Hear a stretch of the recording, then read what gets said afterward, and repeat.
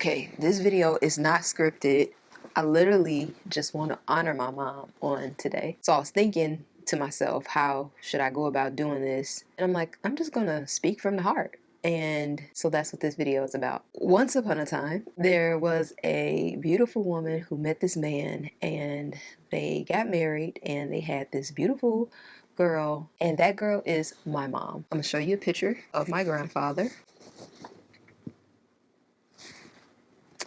and my grandmother and my mom.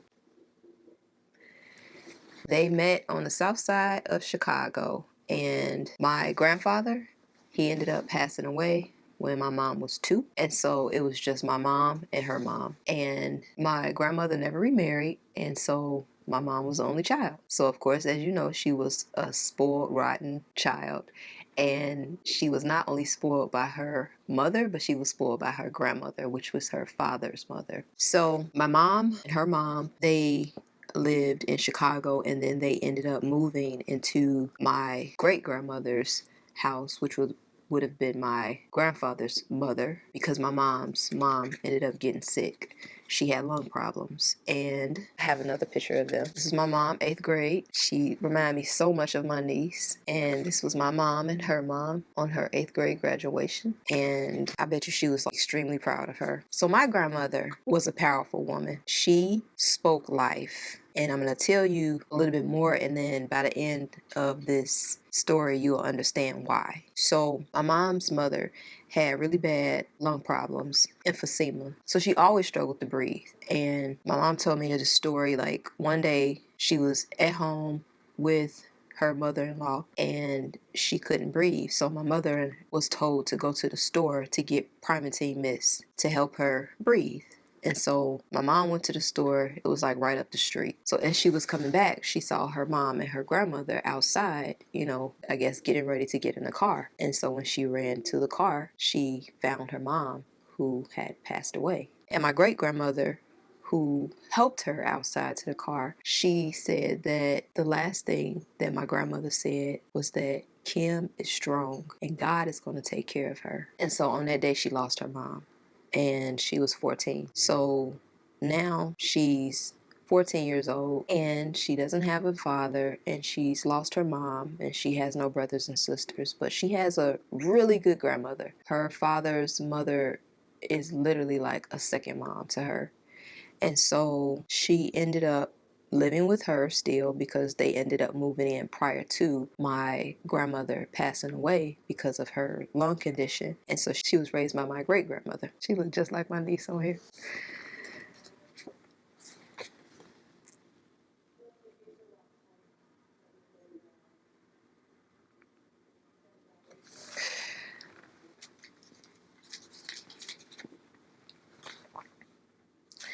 And so my grandmother ended up sending my mom with my great aunt and her children down south. And so she went to high school with my aunt and her children. And so then she met this guy, and he was like a track star, and he was like ultra fine. All the girls wanted him, and he liked her. And so they started dating.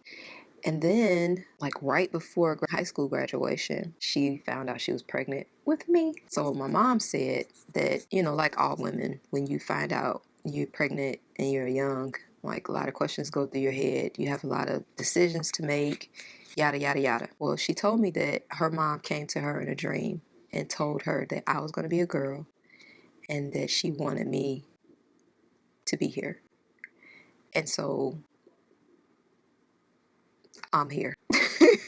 So she is fully pregnant, senior year. I am on the way in the belly. So my mom ended up graduating high school, and she had me shortly after. And then once she graduated from high school and had me, she ended up moving, and she became a correctional officer at a women's penitentiary facility. And I'm just like, wow. Like now I'm thinking about this in retrospect, like really understanding. I would be terrified to work in a correctional facility at 19 years old. Like I wouldn't be able to do it. And so just thinking about that, like, dang, you was really about that life. So she had me, and she was working at the working on getting on her feet, getting her own place and all of that good stuff. And then one morning she said that she had this really bright light come to her, and she kind of sat up and she looked and she couldn't really put into words what it was, but she's like, I know I felt this. And then my uncle Lamont, who she was staying with at the time,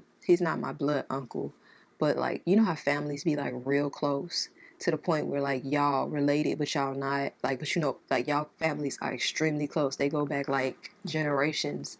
That's how we are with another family. And so we were staying with him, and my mom said that same morning he came in and he told her that her grandmother had passed away. And I think I was like 6 months at the time, or maybe close to a year or something like that. Had to be closer to a year. And so at that point, you have lost your father at 2, lost your mom at 14, and now at what, 19, your grandmother is gone. Just like hindsight, thinking about it, it's a lot of loss. And so, and my mom, she is like a clean freak. She has never smoked a cigarette.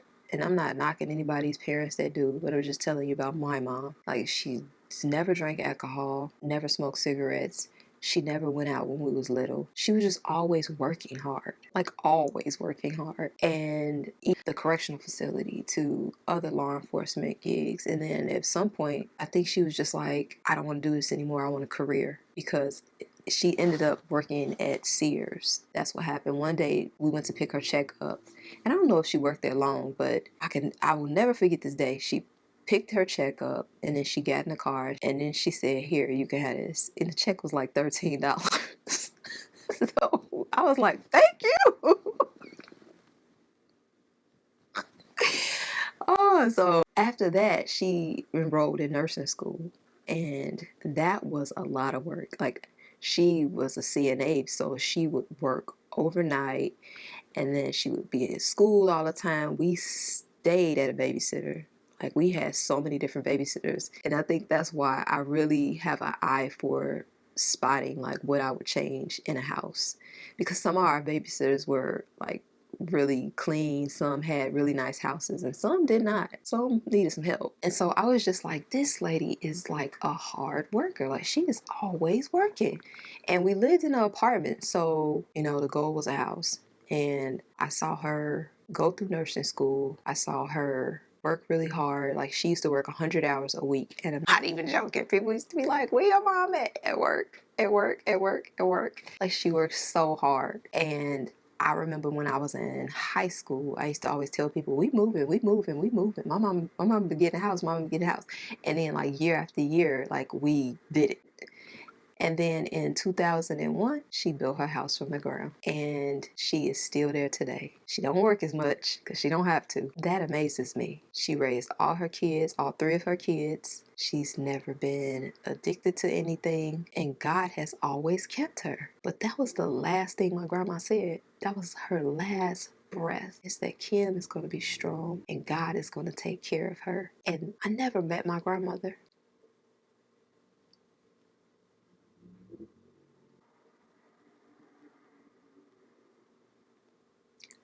But I'm grateful that I know her God.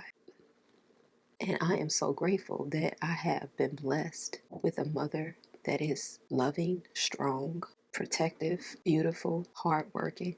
I'm grateful to be her daughter. I really am. Try not to cry. Okay, I am. I'm grateful to be your daughter. Yesterday, my camera died, and I'm sitting here going through this footage. So I just want to say again, Happy Mother's Day. I love you. And I just really realized that I did not feel like I was missing out on anything. Even though you raised me and my sister and my brother alone majority of the time, it really did not feel like I missed out on anything. You bought me a car at 16. You sent me on 2 class trips. I don't even know how you did it looking back. And you've just always been there. And I know you always credit God for everything. But with his help, I just don't feel like I missed out on anything. I feel like I had 2 parents. I just really want to give you your flowers and tell you how much I love you. I want you to know that I'm proud of you. I know your grandmother is proud of you. I know your mother is proud of you. Your father is proud of you. You recently told me about when your grandmother found out that you was pregnant, and once she sent you down to live with Auntie, and that she wrote you a letter and said that she's disappointed and she wanted you to become all of these things. And she wrote the alphabet, and from A to Z, when she got to N, she put nurse.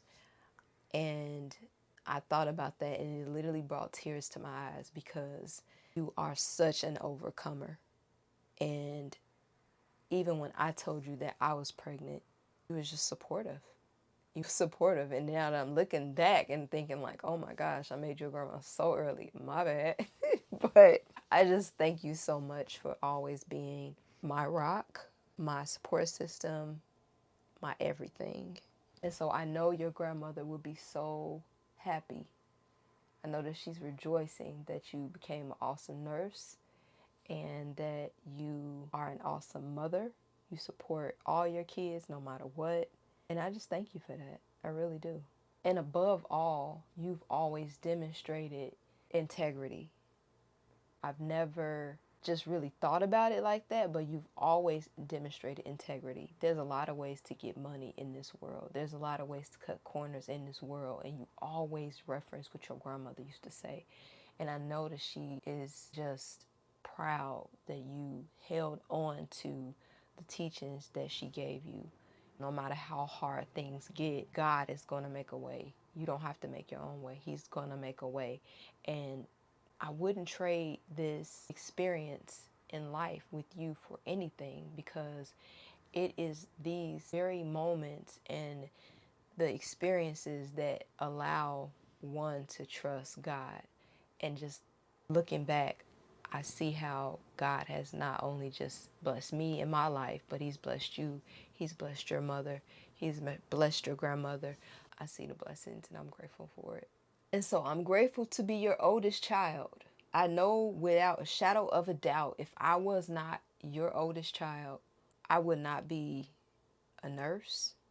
I would not have the understanding of being a hardworking individual. You gave me a front row seat of what that looks like and what the outcome is when you do work hard. And I wouldn't be somebody who values integrity. I appreciate that. That's just a blessing from God. I appreciate it so much. So today, I honor you as the beautiful queen in my life, and I love you, and I thank you. Love you, Mom.